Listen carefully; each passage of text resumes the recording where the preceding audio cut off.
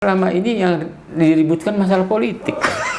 Uang tuh habisnya di politik. Ada yang bicarakan masalah lingkungan? Nggak ada. Dananya kesedot di sana. Betul. Akhirnya masalah lingkungan itu dinomorduakan. Itu kan masyarakat. Kalau masyarakat kalau bisa dibilang kecil lah, merusaknya gitu. Ya, apalagi, tapi perusahaan-perusahaan yang besar ini loh Pak. Melirik lah tuani hijau masih iya, nih. yang merubah hutan jadi kelapa sawit. Itu tadinya pohon besar ditebang, harusnya ditanami dengan pohon yang sejenis. Nyatanya kan ini berdua fungsi. Iya. Jadikan kelapa sawit. Iya, jadi kelapa perkebunan. sawit. Iya, yang dia tebang itu sudah puluhan tahun gitu. Betul. Iya kan? Sementara untuk membuat seperti itu lagi puluhan tahun lagi waktu yang kita butuhkan.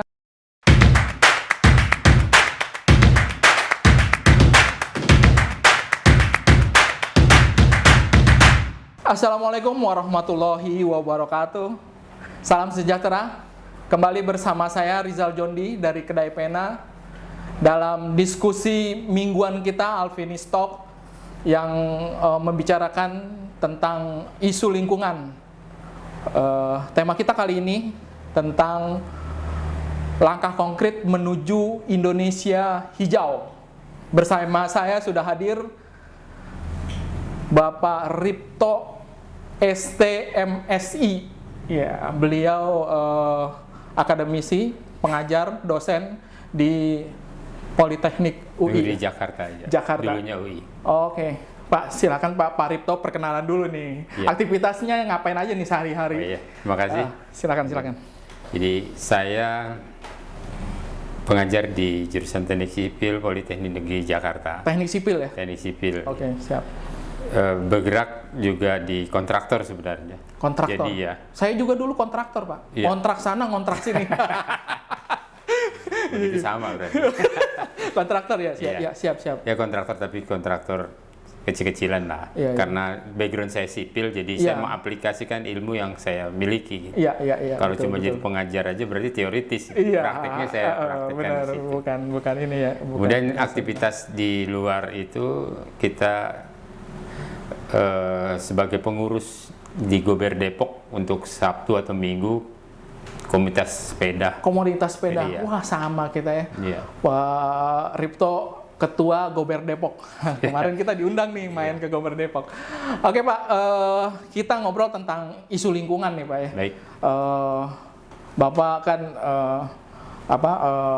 keilmuannya tentang salah satunya masternya di lingkungan ya Pak ya. Iya, betul. Iya. Jadi kalau kita bicara tentang presidensi G20 nih ya, isu yang paling primadona adalah Indonesia hijau gitu ya. Kalau menurut Bapak nih, sejauh mana sih pemerintah sudah bisa mewujudkan itu Pak? Ya. Baik. Presidensial G20 ya, pada bulan November nih tahun 2022 akan ada di kita. Jadi kalau kita lihat dari tujuan utama dari G20 itu ada permasalahan fosil. Jadi bahan bakar fosil ya. Iya, jadi pengurangan sebenarnya. Beralih dari energi fosil ke energi non fosil. Betul. Tapi kan nyatanya masih belum berhasil banyak di dunia ini ya. Makanya kita masih terus. Indonesia diberikan kesempatan nih pada tahun ini dan mudah-mudahan bisa mengaplikasikan atau menerapkan apa yang jadi tujuan G20 presidensial G20 ya, yaitu mengenai isu lingkungan yang lebih tepatnya adalah pada perubahan iklim. Perubahan iklim, pengaruhnya ya? Iya, pengaruh perubahan iklim. Ya. Nah, di Indonesia ini sudah sejak berapa tahun yang lalu sudah diadakan penelitian juga, karena memang perubahan iklim sudah terasa. Iya. Cuma memang terasanya kan nggak langsung ekstrim, gitu. Tidak langsung ekstrim. Betul. Jadi kelihatannya sedikit-sedikit. Nah, pada akhirnya akan membuat bagi kita adalah ekstrim nantinya gitu. Iya. Nah, makanya dari sekarang ini kita sudah. Jadi sudah memang sudah perubahan iklim sudah terasa. Sangat kita rasakan ya. Misalkan biasanya tuh di bulan-bulan ini belum ada hujan ya Pak. Betul. Ternyata malah banyak daerah yang banjir gitu. Betul. Jadi memang iklim ini sudah sulit diprediksi akhirnya. Betul. Itu pengaruh ya, pengaruh. Betul. Kan kalau dilihat dari pembangunan di negara kita ini pesat sekali. Iya. Nggak mungkin kita akan merusak alam ya, juga nggak mungkin karena alamnya ada segitu-gitu aja, sementara pembangunan kan harus dikalahkan alam itu, diubah seperti apa tapi ramah lingkungan harusnya. Tapi tetap sangat berpengaruh terhadap lingkungan gitu akhirnya gitu, dan lingkungan dikalahkan gitu ya, bisa seperti itu nggak sih kita ngelihatnya? Sepertinya sih bukan dikalahkan, harus terpaksa harus itu yang diinikan, karena apa? Nggak mungkin kita mengadakan pembangunan kalau nggak lingkungan itu didiamkan aja, tetap kita harus merubah lingkungan itu menjadi yang sesuai dengan pembangunan. Ya pasti ada kerusakan lah, tapi kerusakan paling tidak diminimalisir ya, gitu. Ya. Paling seperti itu. Usaha pemerintah sudah cukup banyak, tapi memang ya seperti itulah. Tapi tetap aja berdampak ya. Pasti Pak, berdampak pasti. Pasti berdampak terhadap lingkungan gitu. Betul, seberapa besar kita memperkecil dampaknya, tapi tetap ada. Betul gitu. Pak. Iya. Terus Kementerian Lingkungan Hidup dan Kehutanan ini sekarang kan lagi gencar-gencar sekali dia melakukan operasi-operasi atau penegakan hukum terhadap para pembalak liar misalkan gitu, sampai saat ini 1.800-an kasus lah bisa ditangani beliau. Dengan aksi atau apa yang dilakukan oleh KLHK itu apa cukup untuk kita berbicara tentang Indonesia hijau gitu? Iya. Kalau kita lihat hutan itu kan sebenarnya menurut fungsinya sudah dibeda-bedakan, dibagi-bagi. Ya. Ada namanya hutan lindung. Hutan inti lindung. Ada menurut fungsinya ya, hutan lindung. Ya hutan lindung ini yang nggak boleh ditebang, sama sekali nggak boleh kutak-kutik. Untuk perlindungan alam. Iya betul. Hutan lindung. Kemudian juga ada hutan suaka alam. Itu pun nggak boleh ditebangin, nggak boleh. Itu suaka alam. Ada juga hutan wisata. Fungsinya untuk wisata. Nah, pemerintah juga menyediakan namanya hutan produktif. Itu yang boleh tebang nggak apa-apa, dan nantinya akan ditanami kembali. Hutan produksi ini yang boleh diambilin, ditebangin nggak apa-apa. Tapi nantinya setelah ditebang ditanami kembali. Nah, luasannya juga dibatasi, hutan produktif itu. Nah, sayangnya masyarakat itu kadang-kadang melihat ada hutan hijau, pohonannya bagus. Nah itu pembalakan ya, penebangan. Pemerintah juga sudah banyak lah yang sudah diberikan sanksi, karena menurut pasal 34 Undang-Undang Pengelolaan Lingkungan Hidup itu jelas siapa yang melanggar kena sanksi, dan sudah diterapkan. Tapi kayaknya tebang pilih tuh Pak. Nah itu dia memang sulitnya gitu. Kadang-kadang yang kena yang tertentu ya, malah yang kuat-kuat malah yang aman kuat-kuat gitu. Malah aman. Di situ memang masih kita rasakan adanya. Bisa dibilang setengah hati kayaknya. Sebenarnya sih nggak setengah hati, cuman kadang-kadang memang hukum itu kadang-kadang tajamnya ke bawah, tumpul ke atas. Itu yang kita melihat kok yang dihukum malah orang-orang yang menebang, padahal dia nebang kan pasti ada yang nyuruh kan. Betul. Kadang-kadang malah justru pentolannya. Jadi nggak sampai ke akar permasalahan gitu Pak. Jadi yang pelaku-pelaku di lapangan, padahal harusnya otak dari pelaku ini. Betul. Yang ini yang masih belum kena sebenarnya. Menurut saya sih, memang ada sebagian yang masih belum memenuhi sasaran lah tentang Undang-Undang Lingkungan Hidup itu.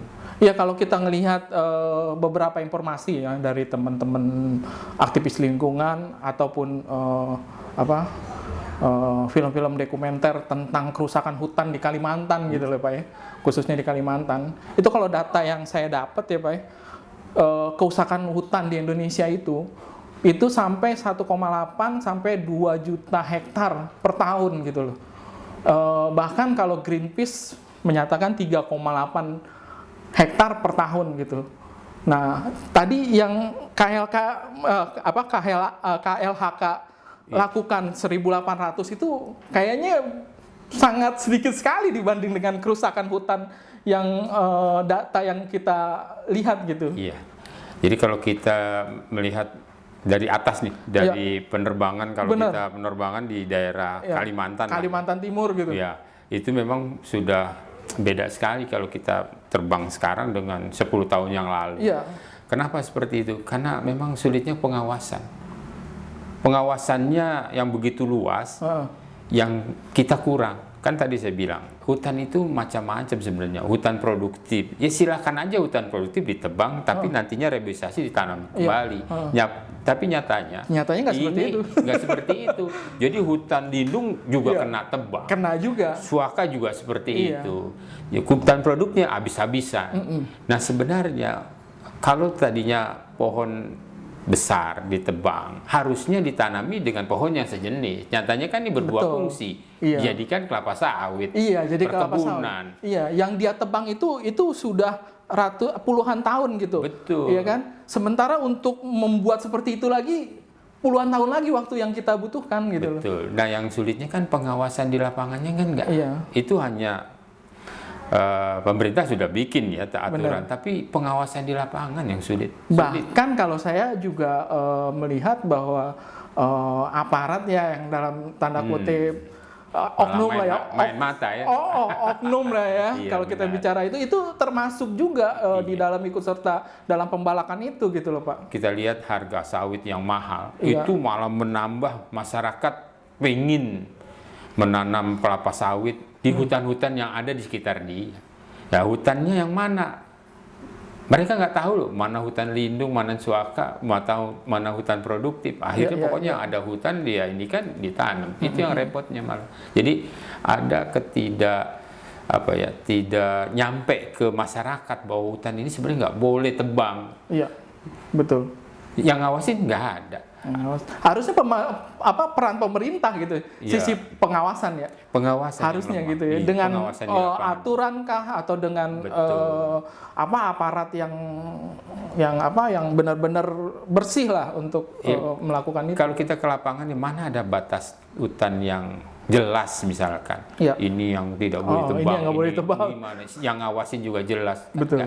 Ini yang repotnya ada main semua di lapangan, repot malah. Iya. Ya, jadinya sekarang ini sulit membedakan mana hutan lindung, hutan produktif, hutan suaka, dan hutan wisata. Mungkin kalau wisata lebih tertata rapi karena menghasilkan uang sehingga pagarnya pun jelas gitu. Jelas gitu ya. Iya, dan itu juga di depan sebagai gapuranya gitu atau terasnya. Hutan lindung yang begitu luas ditebang. Emang kita tahunya di tengah-tengah udah gundul. Betul. Nggak ada pengawasan, sulitnya di situ. Karena terlalu besar, terlalu luasnya negara pulau ini, jadinya sulit untuk pengawasan. Betul. Padahal Indonesia dengan hutannya itu menjadi paru-paru dunia ya. Benar. Sangat bermanfaat bagi jangankan untuk masyarakat Indonesia, tapi dengan penduduk dunia itu sangat konsen melihat ini gitu loh. Iya. Ya ini minyak goreng mahal. Betul. Sawit di mana-mana nih sampai hutan rusak ya. Benar. Tapi kita nggak merasakan dampaknya gitu loh. Kalau memang pemerintah juga konsisten ya. Terbang di atas pulau Kalimantan melihat, waduh kok semua banyak kelapa sawit, harusnya kan turun tangan. Bener. Pengawasan gimana nih kok bisa seperti itu? Nyatanya enggak juga kan. Merem ya Pak ya? Merem kelihatannya, sulitnya di situ lah. Besok saya milih ini aja lah Pak Ripto untuk bagian pengawasan. Sulit memang kalau di lapangan enggak. Banyak faktor gitu ya. Ini kepentingan. Pemerintah bikin ini kan pemerintah pusat. Di lapangan yang ngawasi enggak. Kurang menurut saya sih masih kurang. Kalau dari sisi penegakan hukum aja nih misalkan seperti yang dilakukan oleh KLHK, itu apa cukup itu menjadi Indonesia hijau gitu ya? Yang nanti cuman jadi slogan atau jargon aja gitu. Ya kenapa terjadi penebangan, perubahan lahan hutan jadi lahan produksi? Itu kan sebenarnya masyarakat di sana tuh gimana mata pencariannya? Benar. Hutan begitu luas sementara dia harus menghasilkan uang gitu ya. Mau nggak mau kan apa yang ada di lapangan kadang-kadang diubah hutan itu untuk menghasilkannya. Nah sebenarnya peran pemerintah bukan hanya sosialisasi menjelaskan, tapi masyarakat di situ pekerjaannya apa? Lebih kepada pemberdayaan. Berarti ya. Pemberdayaan. Sehingga tidak merusak hutannya. Betul. Gitu. Iya. Ya bisa aja misalkan ini hutan produktif gitu ya. Masyarakat di situ ya harus digunakan supaya bisa menghasilkan gitu. Tapi kan ya terbatas hutan produktif, sementara hutan lindung dan lain-lain dibiarkan begitu aja kelihatannya wah ini bisa ini kan yang bener. awasi juga nggak ada kan, Iya, seperti bener. itu. Jadi masyarakat, keterlibatan masyarakat di sekitar itu juga harus diberdayakan gimana caranya. Jangan pembangunan terus tapi mereka mau makan sulit misalnya Iya. kan. Ya itu kan masyarakat. Kalau masyarakat kalau bisa dibilang kecil lah merusaknya gitu Iya, ya. apalagi, Tapi betul. perusahaan-perusahaan yang besar ini loh Pak. Melirik lihat wah nih hijau masih iya, nih. yang merubah hutan jadi kelapa sawit. Gitu. Saya juga bingung siapa tuh yang ngawasi di lapangan gitu. Kok bisa hutan berubah jadi perkebunan kelapa sawit? Yang lebih parahnya kan milik orang luar loh. Iya betul. Ya, itu yang saya juga sedih lihatnya. Kalau saya terbang di atas Kalimantan gitu lihat, waduh ini bener-bener nih semua perkebunan. Kelihatan banget gitu. Nah itu ya, kita melawan alam. Iya. Yang tadinya tumbuhan tinggi diganti menjadi Tumbuhan tanaman-tanaman industri seperti kelapa sawit yang seragam gitu. yang sama. Yang sama. Nggak Sementara kalau heterogen ya. iya, sementara kan hewan di situ hilang. Iya, Burung-burung pun hilang. Iya, itu pengaruh ke hewan. Benar. Kayak misalkan orangutan. Orang hutan, burung kan? dan lain. Mau makan apa dia? Iya. Kelapa sawit kan nggak menghasilkan buah yang bisa dimakan oleh hewan itu. Iya. Akhirnya dia hilang, bahkan Mati. masuk ke perkampungan penduduk kan. Iya, betul. Kita sering lihat ada ke perkampungan penduduk, gajah segala. Iya, karena betul. sudah lahannya banyak yang Iya. hilang. Semalam saya ngobrol juga nih dengan salah satu aktivis lingkungan gitu ya. Khususnya dari dia meneliti tentang badak ya Pak ya. Kalau kita bicara ujung kulon pasti kita pikirnya badak ya. Ternyata di Kalimantan itu ada badak Pak. Ada juga. Iya, ada badak gitu loh. Di tahun 2012 ya ternyata ditemukan itu jejak badak di Kalimantan Pak. Di Kalimantan. Nah, untuk memastikan itu pada saat mereka itu meneliti tentang orangutan gitu. Jejak untuk memastikan itu didatengin nih tenaga ahli tentang badak dari berbagai macam nih, termasuk dari dunia gitu, bahwa meyakinkan ini bener jejak badak nggak. Ternyata jejak badak itu bener gitu loh, di situ ada kubangannya dia, terus sisa bulunya juga ada gitu, bahwa ternyata ada badak di Kalimantan gitu. Nah yang menarik bagi saya itu pada saat dia meneliti ini menyatakan memfloating suatu area itu selama 5 tahun dari 2012 sampai 2017 gitu loh, gitu ya. Sehingga dia tahu pergerakan ini dan 2 ekor badak ini ternyata memang dekat dengan tadi hutan yang rusak atau konsesi penambangan yang diberikan pemerintah gitu. Sementara ini adalah areanya dia, jadi harus dipindahkan gitu loh. Nah, proses pemindahan ini ditangani oleh NGO. Nah, peran pemerintah untuk ini seberapa besar gitu untuk kalau tidak tergali oleh teman-teman aktivis gitu ya, mungkin juga menyatakan bahwa badak di Kalimantan tuh nggak ada, udah punah gitu loh. Ya, jadi perannya kayaknya emang tidak ada ya, kalau nggak salah. Kalau saya lihat gitu loh. Iya, bayangkan itu kita tahu badak ada di Kalimantan, ada penelitian bukan dari pemerintah ya. Betul, dari NGO malah. Bayangkan, kalau misalkan NGO itu nggak ada, berarti kan nggak tahu kalau bahwa di badak tuh di Kalimantan juga ada. Bener. Dan masih ada. Masih ada. Jadi pas waktu saya gali itu ternyata masih ada 12 ekor gitu. 12 ekor diteliti selama 15 tahun pergerakannya dia di zona inti suatu hutan Kalimantan Timur. Dia tahu bergeraknya dan hari apa, minggu keberapa, bulan keberapa di badak ada di mana. Iya. Dan saya tanya, siapa yang biayain? National Geographic.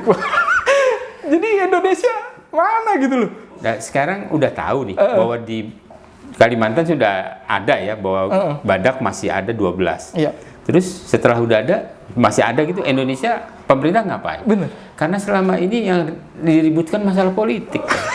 Uang tuh habisnya di politik. Ada yang bicarakan masalah lingkungan? Nggak ada. Dananya kesedot di sana. Betul. Akhirnya masalah lingkungan itu dinomor 2-kan. Iya. Cuma tertarik, wah di Kalimantan di sana potensial nih, masih banyak batu bara. Iya. Gali.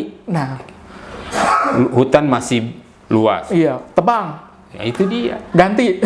Tapi permasalahan setelah itu ya dipikirkan, tapi pelaksananya kan mana? Peran civil society ini sangat seperti apa sih Pak untuk membuat Indonesia hijau ini terwujud gitu loh Pak? Iya, masyarakat sipil sebenarnya kalau diminta untuk membantu tentang Indonesia hijau, wah banyak sekali yang ngerespon, banyak sekali organisasi, mulai dari pencinta alam, komunitas banyak sekali. Permasalahannya kan setelah kita minta bersama-sama untuk ikut menjaga keberlangsungan lingkungan ini, selanjutnya pemerintah itu mau apa juga nggak jelas, ini cuma ngumpul-ngumpul aja. Permasalahan kan dana sebenarnya. Bener. Jadi kalau saya melihatnya lebih banyak kepada seremoni gitu loh Pak. Iya, cuma acara-acara. Betul. Selanjutnya. Iya, selanjutnya apa gitu? Yang itu yang konsepnya nggak jelas. Kalau mau diajak siapa aja nih dari organisasi sipil, masyarakat sipil gitu banyak sekali. Cuma konsep dasar dari pemerintah untuk menyelamatkan bentuknya seperti apa yang karena itu tadi kita masih ribut di politik. Benar. Kita ribut lagi nih, bentar lagi 2024 kan lagi sibuk kan. Wah, iya. Lingkungan udah mulai dari sekarang.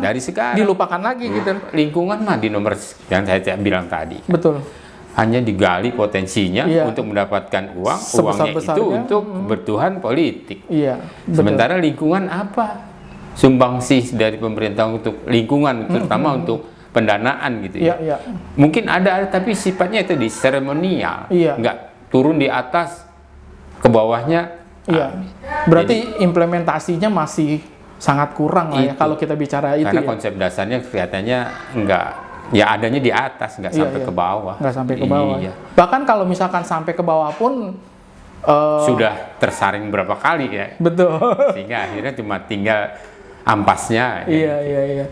Nah, mengenai undang-undang Omnibus Law Baslaw ini kan dampaknya terhadap lingkungan nih terlihat sekali gitu ya dari pengesahan undang-undang itu. Kalau menurut Pak Ripto seperti apa Pak? Yaitu sebenarnya yang paling potensial mendapatkan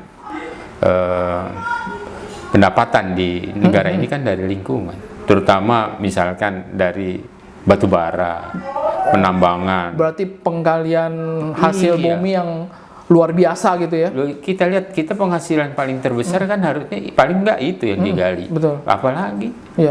Nah, itu nggak memikirkan amdalnya atau seperti apa tuh? Sebenarnya dipikirkan, tapi ya itu pelaksanaannya yang nggak sesuai kadang-kadang. Amdal mah ada, tapi pelaksanaannya siapa yang monitornya?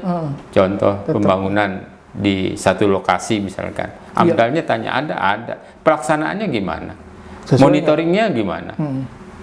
Jalan sendiri-sendiri, cuma ada tapi biasanya nggak sesuai, sehingga ya kita tahulah bahwa orang itu dimanapun mengutamakan kepentingan ekonomi dulu kan.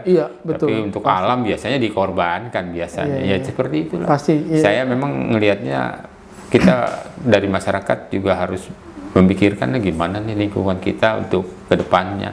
Kalau kita berpikiran hanya uang, ya repot nanti nih di lingkungan. Saya rasa itu yang paling memikirkan. Oke. Kalau dari sisi bencana alam atau konflik SDA yang di pembuatan bendungan di Jawa Tengah ya. Itu bisa dibilang mengkhianati nggak sih dengan slogan yang hijaukan bumi atau Indonesia hijau ini gitu? Ya memang serba sulit. Penambahan penduduk kan harus adanya pembangunannya. Nggak boleh, pasti pembangunan tetap harus jalan. Yang dikalahkan pasti ya lingkungan lah. Misalnya apa sih bendungan untuk apa? Untuk pembangkit listrik kan? Untuk apa? Pembangunan ke depan. Kembali lagi itu ya. Tetap lingkungan harus dimaksimalkan. Ya pasti ada korban, penggusuran dan lain-lain. Permasalahannya sebenarnya masyarakat mau aja sih digusur asalkan ada ganti rugi kan. Dan permasalahan kan cuma diganti rugi. Ini sebenarnya ganti rugi bukan ganti untung masalahnya Pak. Nah itu ya harusnya ganti untung ya. Iya bukan ganti rugi, benar. Kadang-kadang nggak sesuai. Betul. Masyarakat mana sih yang nggak mau? Mau dia. Cuma kadang-kadang penggantiannya nggak sesuai.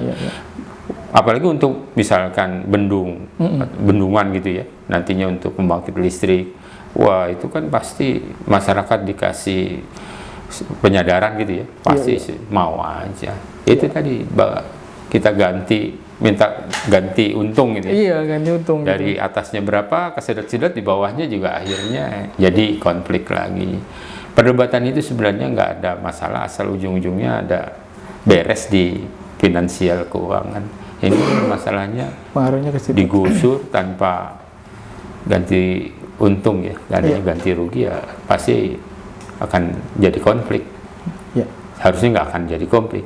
Pembangunan pasti harus membawa manfaat bagi penduduk sekitarnya dan penduduk di luarnya. Itu jadinya. Harus bermanfaat semuanya. Jadi jangan dikalahkan gitu dengan mengatasnamakan pembangunan, tapi ternyata justru masyarakat lokalnya, masyarakat lokal dibelakangkan atau lingkungannya juga rusak gitu kan. Pembangunan pasti ada dampak negatif, dampak positif. Betul. Positifnya dibesarkan, negatifnya dikecilkan harusnya kan dampaknya. Harus seperti itu. Jadi ada ketemu satu titik gitu loh.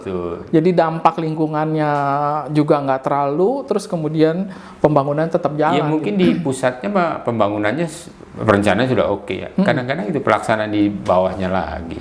Berarti dari sisi kontrol lagi tuh. Kontrol lagi. Kadang-kadang kita sulitnya kan di pengawasan. Benar ya. Kontrol di lapangan. Seperti itu aja sebenarnya. Nah, kalau harapannya mengenai langkah konkret pemerintah nih terhadap Indonesia hijau ini seperti apa sih Pak harapannya? Ya, isu yang paling urgent di saat sekarang sampai ke depan kan isu rumah kaca nih, gas. Gas buang efek rumah kaca. Nah, ini yang berbahaya sekali. Itu yang harus konsennya ke situ dulu nih. Kendaraan. Cepat-cepat beralih nih ya dari fosil ke non fosil gitu. Iya, harusnya itu. Berarti harus sering pakai sepeda dong kita nih ya. Makanya kita yang ada di komunitas sepeda kita galakkan. Benar-benar. Pemerintah kan sudah memberi jalur-jalur sepeda. Tapi ini kan di daerah-daerah masih belum nih. Mudah-mudahan di pusat-pusat kota Jakarta, Bandung, Bogor dan lain udah membuat ya. Daerah-daerah lain ikut juga sehingga sepeda lebih diutamakan gitu. Kalau di kota-kota ya contohnya Jakarta ya, jalurnya udah bagus. Cuman masalahnya pesepedanya malah jarang sih. Jadi lebih dipakai sama motor lagi, kendaraan bermotor lagi gitu. Betul. Permasalahannya kalau di Jakarta itu orang pengen waktu cepat nyampe. Waktu cepat. Kan tinggalnya di luar Jakarta. Pengen kerja jam 7, jam 8 sudah harus di lokasi. Naik sepeda mau berangkat dari rumah jam berapa? Tapi kan ada ini Pak, ada transportasi alternatif gitu yang bisa kita naikin ke MRT kah atau ke... Ya, ternyata kan juga harus punya sepeda yang mahal lipat gitu kan. Masyarakat saya tanya, kamu kenapa enggak? Loh kan sepeda lipat mahal. Ini sepedanya gitu, udah satu-satunya. Iya. Kadang-kadang punya sepedanya aja sepeda tertentu. Masuk ke MRT dan lain-lain kan punya spek khusus. Sepedanya harus bisa dilipat dan lain-lain. Harus punya modal lagi. Sekarang kondisinya kan ekonomi lagi seperti ini. Jadi memang sulit lah untuk sempurna gitu ya. Pasti ada kendala-kendala. Rata-rata pegawai di Jakarta itu tinggalnya di luar Jakarta. Untuk capai ke Jakarta itu waktunya cukup lama. Jam kerjanya terbatas. Akhirnya ambil alternatif cepat. Motor. Kendaraan bermotor akhirnya. Kendaraan umum pemerintah enggak atau belum sempurna menyediakan yang sesuai bagi masyarakat kan. Sejumlah bilang busway kan sudah ada. Dari rumah ke stasiun busway-nya sulit. Harus punya. Tapi udah ada kan, tapi kendaraan-kendaraan transportasi pendukung yang untuk menuju. Waktunya, kadang-kadang ributnya waktu Pak, macet jadinya ya saya tetap harus kejar cepatnya paling nggak motor gitu. Ujung-ujungnya motor. Seperti apa coba Jakarta kalau pagi dari Depok. Tapi kalau ada dukungan pemerintah gitu ya, dibuat satu aturan yang di hari-hari tertentu kita harus menggunakan sepeda misalkan lebih efektif. Bagus sebenarnya. Tapi juga jam kerjanya nanti semua pakai sepeda kan. Kalau yang masuk jam 7 berangkat dari rumah. Wah, jam 5. Ya itu yang masih belum siap pemerintah masyarakatnya. Ya. Saya yakin sih pemerintah udah mikirkan itu ya. Iya. Tapi ya jumlah penduduk di kota besar seperti Jakarta, Jabodetabek lah, itu kan benar-benar banyak sehingga sulit untuk mencapai tujuan yang diharapkan gitu. Ya. Itu. Oke. Baik, terima kasih Pak Ripto udah ngobrol dengan kita. Demikian bincang kita dengan Pak Suripto mengenai langkah konkret terhadap menuju Indonesia hijau. Terima kasih teman-teman Kedai Pena. Sampai ketemu lagi di diskusi-diskusi berikutnya. Assalamualaikum warahmatullahi wabarakatuh.